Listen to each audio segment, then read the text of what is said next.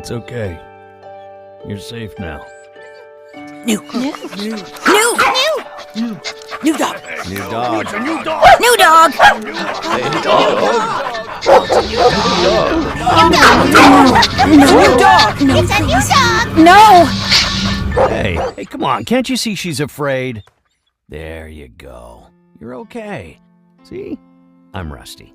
What's your name? I don't... Sophie. Wait. Do I know you from somewhere? I don't... remember.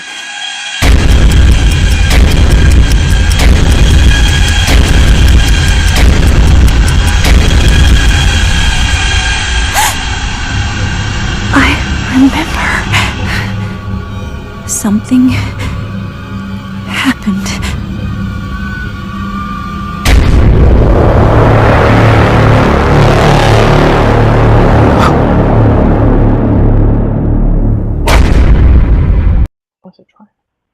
Hello, everyone. We are here. We are running a little bit behind, but I apologize. I am so excited. Stray Dogs was one of my favorite books of the year, and with me, I have Tony Fleecs, the writer of Stray Dogs, and Trish Forstner, the illustrator. And we are going to talk about this book because if you haven't read it as many times as I've recommended it, maybe we can convince you by tonight. So, how are you both doing tonight? Good. Yeah. Yeah, Doing we're at fantastic. Christmas. Wonderful. Yes, we are getting a new book before we go into the stuff with the original, the 5-issue miniseries. You guys have a book coming out on Wednesday, correct? By Dog Days? Yes. Right. The 29th. Dog Days. Okay. And what are we 2 in? days. Yeah. We are going to have a little bit of spoilers just so everyone knows in the chat. There will be a little bit of going on, a spoiler talk going on here. But I want to talk about what can we expect from Dogs Days? What are we looking forward to? Are we going to do something after the fact of the original story, something before, or something totally different? It's a little bit of both. It's mostly stuff from before the Stray Dog story, mostly sort of prequel stuff. But it does, by the time we get to the end of it, we'll have a little bit that happens afterwards too. Basically, the pitch for Stray Dogs Dog Days was when we originally pitched the first book, we said, if this thing does well, we've got stories about each of the dogs that we'd like to, because the way the plot moved in the original miniseries, we didn't have a lot of time to sit around and get to know every one of the dogs. There's so many dogs in the house. We didn't have time to sort of spend with each of them and really give them their moment like we would have liked to, without having it just be like this long, drawn-out thing. And we wanted to make sure that the story counted on the original miniseries. And so the book did well, and so Image was like, you can definitely do more. So we did this 2-issue thing that has 10 stories, one about each of the dogs in the house. Yeah, most of them are prequel stuff. Some of them are before they came to the Master's house. Some of them take place at the Master's house. And then there's a little bit, like I said, that's afterwards. That's awesome. I'm so excited. I absolutely love it. As far as Trish, we were talking a little bit beforehand. You are newer to comics. How was your experience on Stray Dogs? Being something kind of fresh and new to you. Well, I mean, it's exactly that. It was fresh and new, and I had at least a partner that knew what I needed or what I could do as far as my contribution to the project went. We worked together very well, and I just did my very best. Tony was kind of, he's the kind of control freak you need in this situation. That's what. That's Yeah, I saw. awesome. I love it. And Like what? Go ahead. I'm sorry. When I saw Trish's art, I knew that was exactly what I wanted the book to look like. But I also knew that she was newer to comics, and so we sort of just set up like an assembly line system for the book, where that we could set it up so that she could do, like her best work, this being her first book, and and because we just wanted it so much to look like that, like beautiful animated style, super like all dogs have super personality, you know, like that. Her acting's incredible, so I just wanted to sort of set up a structure where that she could just get like jump on the stage and really perform, and that's what she did. When I was doing research for this, you said, Tony, that you got the idea, from my understanding, from a Alfred Hitchcock movie. Was it something along that lines? It was from Bates Motel. The show's based on Psycho, and it wasn't. I mean, it was just sort of the character Norman Bates at one point in the show got a puppy, and I didn't know where he got it from. And it just sort of got me thinking about, like, did he kill somebody and take their puppy? And then that sort of led me to thinking about, like, what if a serial killer killed people and took their dogs as trophies? That's funny. I never would have thought of that idea, but that's so good.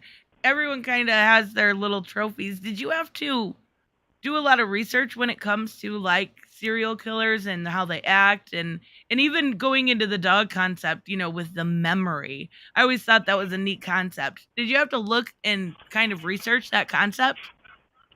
I had the idea for the dog memory before I really knew if it was true or not. Like, I just, from dealing with my own dogs, I always just assume they don't remember anything because they always try and do the same stuff that I tell them not to do over and over again.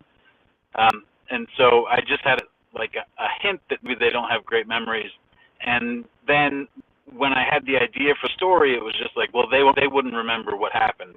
And then so I sort of looked into it as sort of confirmation bias style, where I was just like, I just need to see somebody say dogs don't have great memories so that I can write this story. And so I looked up dog memories and sort of did a bunch of reading on it.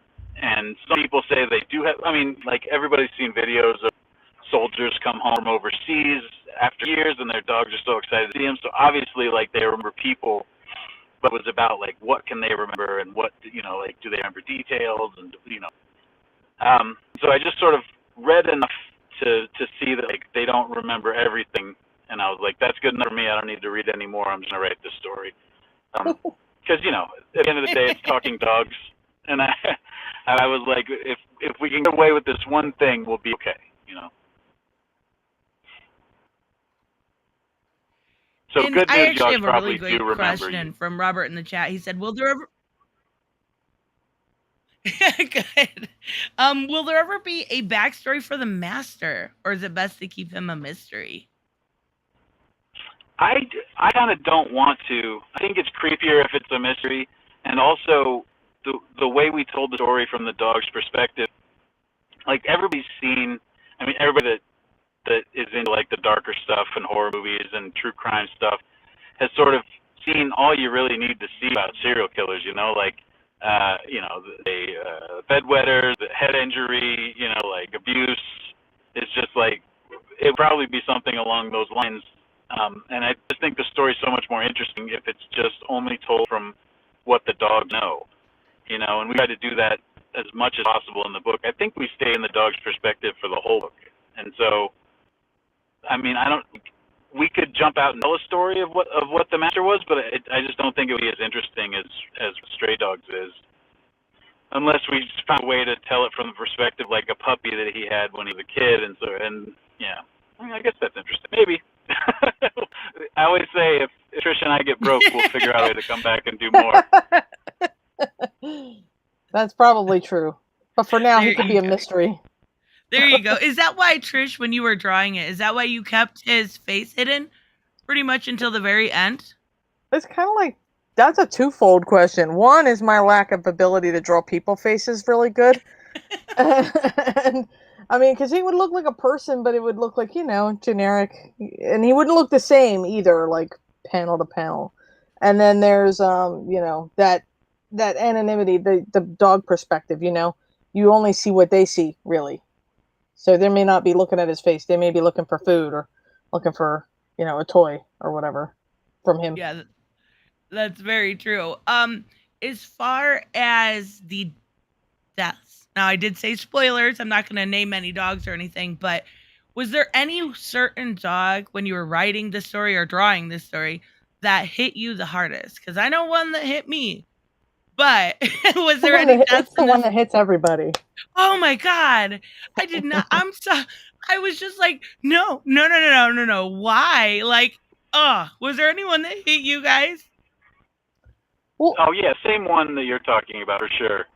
Uh, like when I wrote story, like I always before we even created the characters, I had a pretty good idea of what happened in the story, just sort of like plot beats that were going to happen, and there was a lot of work that happened after that. But when we created that dog, to sort of keep it as spoiler free as possible, like I knew that he was the one that was not going to make it, and but even so, we got to the part where I was writing the panels where he's getting walked off to the shed. I got a little emotional. I know Trish got emotional drawing it. It was I didn't expect it because I feel like that's I'm my like an emotionless homunculus, um, and somehow it even broke through my icy exterior. It was it was rougher than I expected. we did it nice though. You know, we did it like as if you were watching. It's like it was like a Bambi era. You Old know, Yeller. yeah, Old Yeller. You know, just you know it happened, but you don't have to see it. Thank goodness, because I don't I think might any have had to. besides us would describe Bambi or Old Yeller as nice in those parts. Well, no, but I mean, at least you didn't have to see it. I guess it was more implied, and you Right. wouldn't have to pay for a therapist for me. So, you know, if I had to actually draw it, there would be Yeah. therapy time needed. I'm Oh sure. my. I, even drawing what you had to draw. Oh, that had to be hard. It really did. And the stuff. Yeah, again, not to give too much spoilers, but the sacrifice towards the end was another one that I think got a lot of people because it was like the tough and gruff, and you've got that character that kind of all this way has been really kind of the tough guy, and you're like, whoa, this is a really good way to,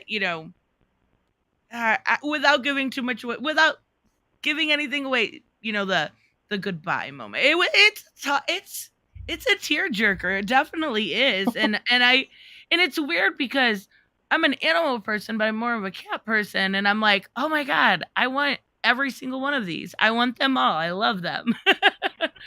um when it comes to this and the series as a whole, because I know it went to second, third, fourth printings. There was a lot of people really kind of a sleeper hit, right? Did you guys expect this to get as, big as it did?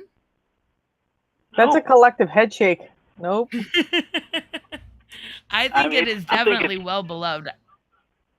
I don't think it's unique in the history of comics, but it definitely is not something that happens every day. That's sort of like a comic from two people who, it's my first Image comic. It's not my first create your own book, but it's like the first one that most of the people that read the comic have ever heard me on.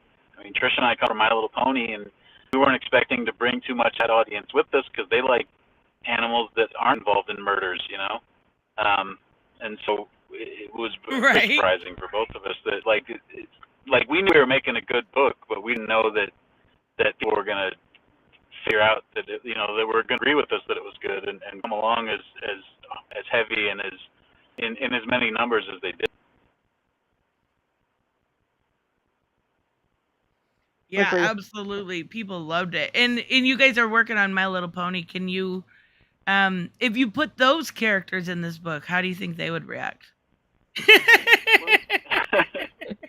They magic, so that I think it would be a much shorter book. And I'd be like, They're all poof, smart. They we're have out of memories. this. Yeah, exactly. Did you guys have a Twilight favorite Sparkle would dog have had when that guy doing right this away. story? What was that? No, I think there's a little bit of delay. I'm sorry if I'm talking over you. I said, do you guys have a favorite dog going into this story? A favorite one to draw necessarily, Trish? Oh, I like drawing Gucci the best. She's the best. She's got like She's so hair cute. everywhere. She looks a little weird. I like her. But I like all of the characters. You know, they all have nice, unique shapes that you can play well off of the next one. Like Aldo and Killer, I love drawing them together. They're, Aldo, Killer, and Victor. They're like my three musketeers. I like drawing them together, getting into hijinks or whatever.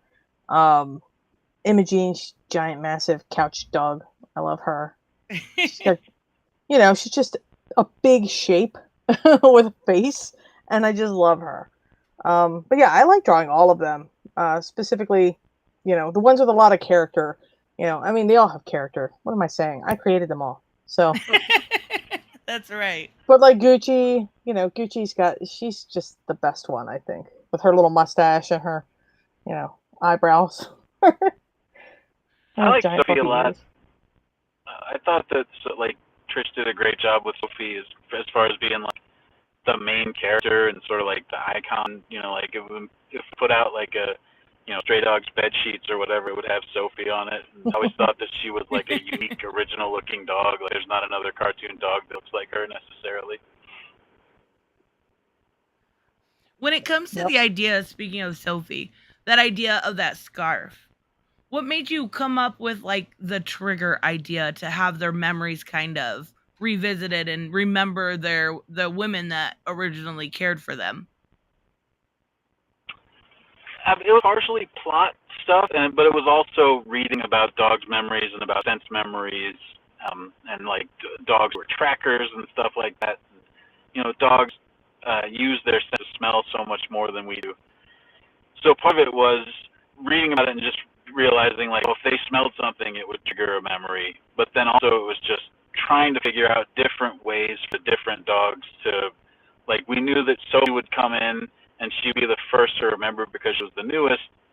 And then it was about figuring out, we didn't want everybody to have to smell. I mean, when we were first plotting it out, it was just like, then this one smells something, and then this one smells something. And I was just like, well, that's boring. So it was about figuring out different triggers for different dogs to remember, what happened. How did you specifically, Tony, when you did that dialogue?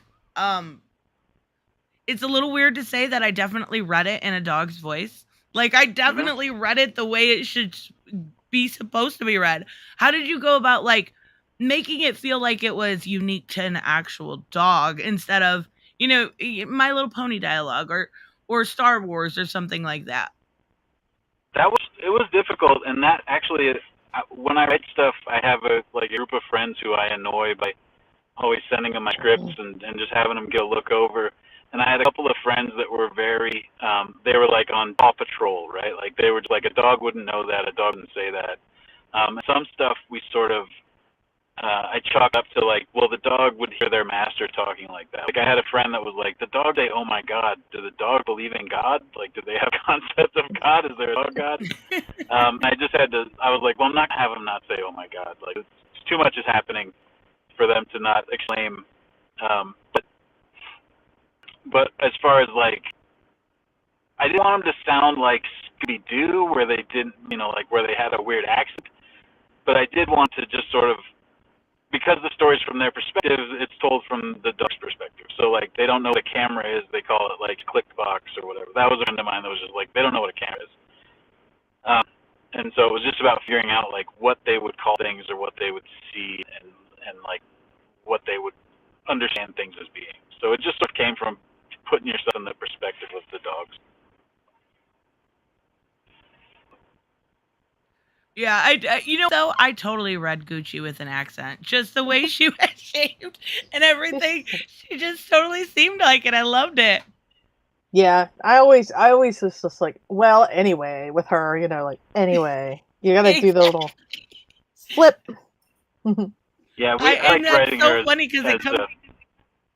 Oh. I'm sorry. I sort of wrote her delay. like, I'm sorry, I'm in my car. I'm sure I'm screwing everything up. No, you're I totally wrote her fine. like Regina George from Mean Girls a little bit. Like that was sort of my take on her, which is like she's this alien-looking dog who thinks she's the prettiest dog in the universe because like that's how her master, like see people with these cute, disgusting dogs and they love them so much and they know how beautiful they are, and I love that. And I like the idea that's what the dog thinks too, and that she thinks she's so beautiful that she's just a dick to other dogs as well. Like that was my take on her. It totally came across that way too. I love it. My understanding is that this has been picked up for some sort of show. Is there any truth to that? Yeah, it was optioned by Paramount, and they have a 18-month option. and we're supposed to find out soon what exactly is going on with it. So we got our fingers crossed, but we're just sort of we're more involved in the comic book side of it, so we'll see what they do on the movie side. But yeah, we before the book even came out, we we had it optioned by Paramount, which is another thing that we did not expect and that had not happened to either of us before. And it was another mystery as to why, why it was kind of such a sleeper, because I thought, the option would really kick it at first. But that's fine. Surprises be what they are. Yeah. Yeah, what would that be something like you would go in, Trish, if it, it got optioned and everything was okay? Would you go in and then, help animate that, or how would that work? I wish. Oh, no. No, I'm fair certain that they hire studios and stuff like that. They have studio contacts that they work with. But we would be consultant on the project if they so needed us to be. Right. And Well, at depends least too, hopefully they would keep your designs, because that's where it really. The producer that optioned it is a friend of mine, and he's a screenwriter and director. He directed the last Annabelle movie. He wrote all the Annabelle movies and Stephen King's It. And he he and Paramount and like everybody if they make a movie of it, they want it to be as much like the book as possible, because that's what So they're gonna try to stick as close as possible to Trish's designs. I imagine in a situation like that, you can't do better than getting the actual person who drew the dog to come in and say, like, this is how it should look. And that would be my dreams. It would be such a cool idea. Like, going into this movie, you think, with the design, and going into this comic even as the same, with these beautiful Disney-esque designs, and it all turns. Like, it would be a perfect movie. I really hope they do it. I think it would be very smart, especially in the age of streaming. Like, come on, you can't get better than a weird psychological thriller mystery based on dogs. Like, everyone loves dogs. Well, yeah, I mean, that's what we thought with the book, too. So, when it comes to Dog Days... Oh. Oh, no, go ahead. No. You summed it up. How did you guys, going back a little bit, how did you guys actually meet up and decide to work together? BronyCon. We met at BronyCon 2018. It was one of the last ones. Well, we were getting close to the end on those, but it was 2018. I remember now, because it took 3 years for us to get that book put together and have it come out. So, yeah, we met at BronyCon 2018, and before that, we had kind of just been casual. Like, I would, float over to his table, like, "Hi, Tony, sign my book. I draw stuff too. Look." It was very funny. But I'd been published with My Little Pony too a few times prior to that. But yeah, we met through My Little Pony at BronyCon 2018. That's awesome. Yeah, there's I all love these. it. And Trish, are you working on? I'm so sorry. I screwed it up. No, there's all these fan artists at BronyCon and like artists who would come through the fandom and then do covers for My Little Pony, and then sometimes do issues of My Little Pony, which is what Trish did. Like, that was her entryway to working on the book. And I would go to all these conventions, and I would meet these people and just be like, man, they're so much better than us. Like, the people that work on the book, the regular people, like, we all didn't come from My Little Pony originally. Like, we just got hired, and they were just like, learn to draw My Little Pony. And we're like, okay.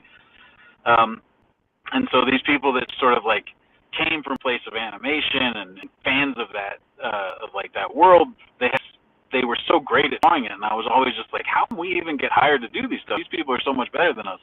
And so that's how I felt about Trish. Like, I always thought her work was so great when I would see it, and I always just figured, like, well, maybe he doesn't want to do comics, Like, some of these people, I would go talk to them and just be like, hey, do you want to, would you like to draw these comics? And they would just be like, oh, whatever. And I never asked Trish myself, but Sarah Richard, who's a friend of mine and a friend of Trish's from shows again, who also works on ponies, was like, you should be doing this. And she actually sent Trish's stuff into to IDW and was like, you should hire this lady. And so that's how Trish started drawing ponies. And once I realized that she like actually did want to make comics, I was like, oh cool, like this is somebody I want to talk to. And then specifically I saw a drawing of a dog that she did, and I was just like, oh, she's perfect. Like that's exactly what I want. She's very Don Bluth influenced. That's where my style comes from. Don Bluth, Disney, Renaissance, I guess, or Golden Age, whatever you want to call that, 90s, 80s, 90s. What did they call that? Was it Renaissance or Disney? Or the Renaissance or Golden Age? I forget. Golden Age? Finding Sleeping I Beauty? love it. It's so pretty. Mm. Yeah, I would say so. When it comes to oh, what was I gonna ask you? I'm so sorry. I lost my spot.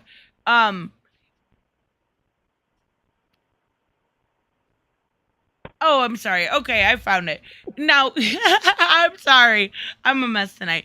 You guys have worked on IDW, you've done Star Wars, stuff like that. That is all licensed properties, right? These are all, you've got strict editorial oversight and all that fun stuff. Is it freeing kind of being able to do something creator owned on the Image instead of having to have, a rigid boss over your back? I wouldn't call the My Little Pony bosses rigid, but there is something to be said about working on your own stuff versus working on someone else's stuff. It's we have our own checks and balances between us. Whereas, and it's a faster process, I would think. It's like, hey, I put something on the Dropbox, check it out, and then he'll check it out and give me feedback, or vice versa. But with licensure stuff, you have to kind of go through their process. It takes longer. It's like red tape, that stuff. Not that it's bad. It's just different, because when Right. you're trying to get a book done, you got to wait for your pencils to get approved. Then you got to wait for your inks to get approved. Maybe they change something. Maybe they don't. Maybe they change something that impacts your whole story. They did that to me. Change something they're holding. The whole story, change something they're holding from one thing to a different thing, which impacts the whole rest of the thing. So, yeah, I mean, that can happen. And that's not awful. It's just different. Just different. That makes sense. It's totally different. It's like I got into comics. Like my dream was to work in comics and to make comic books. But it's sort of like a goalpost that keeps moving. Like the first goal was just like be in comics, make a comic, have it published, sold in comic book stores. Like be in comics. And then just like after that, it was like get hired to make comics, and then it's like make your living just making comics. And then after a certain point, it's like make your own comics. And like the whole time I'd been making my own comics, but like the goal of being able to make your own comics and have that actually be profitable and something you can make a living at is sort of what I feel at this point is sort of the final goal. But who knows? Maybe there's some further goal after that. But like for me, just sort of getting to the point where I could do like Scott Young does, or what like Jeff Smith does, where they just can make their own comics and sort of make their own way, not have to draw other people's stuff. As much fun as it is to draw My Little Pony or draw Star Wars or whatever, for me it's a little more fulfilling to just sort of like start at the very beginning of a thing, create it, put your whole heart into it, put everything into it, and sort of make it the best you can possibly make it, and put it out and say, it's like, this is me. This is what I have to say about comics, and then have that be, to have it work out the way it worked out this time, to where you actually like that can be your full-time job and you make a living at it is sort of what the goal would be eventually, to like have it always be that way. We'll see how it goes. I can't imagine I'm gonna always have a Stray Dog level hit, but it would be nice to be able to do something like this for the rest of my life. That would be great. Definitely. We got strong recommendation here. Drew from Comics Elite. Thank you Woo! so much. What up? Everyone better jump in on Dog Days this week. They will rip your heart out again. No. Great job. Strong recommend this week. Thank you so much, Drew. Thank you, Trish. Definitely, everyone needs to check out Dog Days. It's you got 24 hours. Hurry up, read the first one, and then go check out Dog Days. Yeah, I mean, my hope is that folks will even if they haven't read Stray Dogs, they'll read Dog Days and then they'll go, wait a minute, let me go check out Stray Dogs. Let me get the trade and see what this is about. Then read it all with that like new information. Even if you've read it, go read it again with all this new information from from Dog Days. And Yeah, when we you did a lot guys of filling. Sorry, go ahead, Tony. Sorry, Tristan. We did a lot of filling in the blanks and sort of like there's questions from the original series that were just sort of like angling things that just didn't seem like they were anything that sort of went back and checked up on and made sure we answered in Dog Days. So there's a lot of like by the time you get done with these 2 issues and the original 5 issues, like, I don't feel like there's going to be any sort of like unanswered questions from the Stray Dogs experience. Except for why the master You guys serial did killer. those. Yeah, there we go. You guys did those awesome like I love the Malignant one you guys did. There were so many good. Well, how did you guys come up with the idea for those kind of, parody horror movie covers? I had a retailer friend who was like, if you want to sell twice as many books, you should do these parody covers. Because at the time, like Ice Cream Man was doing them and Bitter Root was doing them. And he was like, this is an animated book, you should do covers based on animated movies. And I immediately was just, well, Disney would sue us. Like that seems like what they would do for sure. And I didn't necessarily see the selling point in doing like if we take Oliver and Company and Fox and the Hound and that sort of thing, or One Dalmatians. But then I had another friend, I was telling him the idea, like I was like, I talked to Ed about this and he said you should do cartoon variant covers. And he was like, no, you should do horror movie variant covers with the cartoons. And I was like, oh, that's interesting. And then I was still not 100% sold on it. It's sort of like I had to be drag kicking and streaming to this very profitable idea. But when I talked to Kat Salazar at Image, who is in charge of marketing and PR, she was like, you should definitely do that because that tells the people what book is without them having to even have it pitched to them or pick it up. Like if you look at a Silence of the Lambs cover with a dog on it, you go, oh, that's a serial killer thing, but with cartoon dogs. Without even like most of the comic shops that really sold Stray Dogs well are the kind of good shops that will tell customers that buy a certain kind of book, like, oh, you'll like this because it's this. But if we did our job right with those variant covers, they wouldn't even have to do that because people could just see it and know what it was. And you guys did shop exclusives with those too, also, right? Oof, boy, did we! Yeah. Yeah. It was popular. It really was. Go ahead, Trish. I'm sorry. Tony. Oh, go ahead. I was just gonna, talk about. I mean, our retailers, the support from them has just been fantastic, and overwhelming, and just great. So everybody, if you've got a local retailer who did one of these, go get it, and just support everywhere. There's a link chain on the Stray Dogs Facebook group that's got like every shop who still has them in stock. Go get them.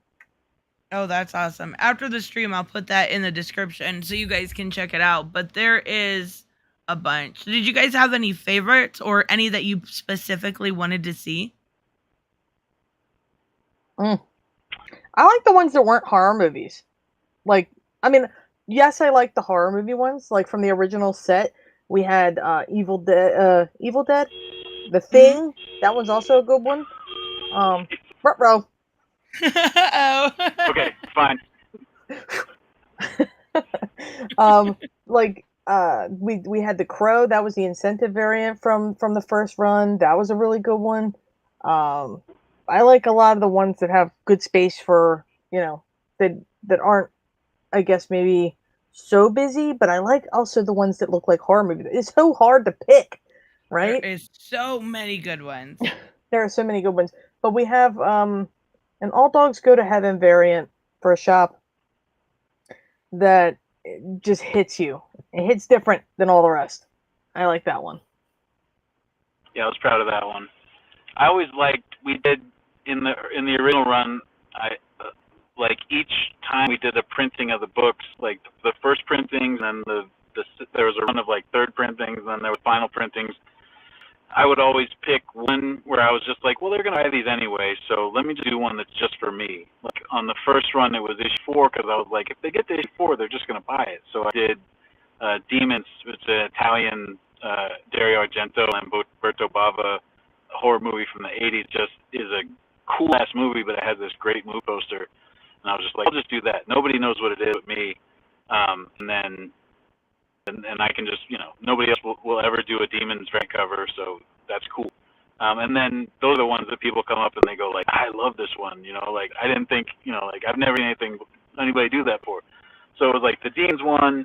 There's an audition one from the last one of printings, which is like a 1999 Asian horror movie. It's terrifying by Takashi Miike.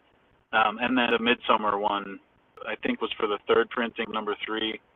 And that was another one that I was just like, nobody's going to care about this. Everybody comes up and goes, well, that's the coolest one. So, yeah, I like those. Yeah, I get a lot of people who say that one's really cool. You I haven't think I seen like Midsummer, the. right, Trish? I had just seen *Malignant*. I have, yeah, I could reach behind me and grab it, but it's somewhere in this box. I don't want to. I love that one. It's so cool. You guys did such a good job on this. But going forward, now, as far as we talked a little bit about Dog Days, and you guys are both working on My Little Pony, correct? Yeah. Yep. And when it comes to Tony specifically, is it weird for you to go from that artist to writer or vice versa? Is it harder to do that? No, I mean, it's definitely easier to write than it is to draw, in my experience. I don't want to spark a debate or anything. But in my experience, it's definitely easier. And like Trish mentioned before, I definitely am a control freak, so I like the idea of being able to write what the thing is going to be and then have that be what the thing is. So switching back and forth isn't too hard because I kind of do think of it as all like of a piece, like all just a part of the same thing. So it's not too difficult.